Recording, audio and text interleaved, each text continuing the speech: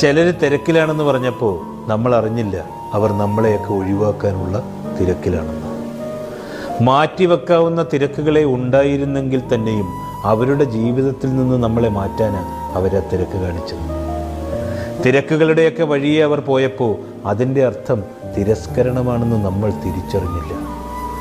പല തവണ തിരക്കി ചെന്നിട്ടും ഒരു തവണ പോലും തിരിഞ്ഞു നോക്കാൻ പറ്റാത്തത്ര തിരക്കിലവരായപ്പോഴാണ് തിരക്കൊഴിഞ്ഞാലും അവർ തിരിച്ചു വരില്ല എന്ന് നാം തിരിച്ചറിഞ്ഞത്.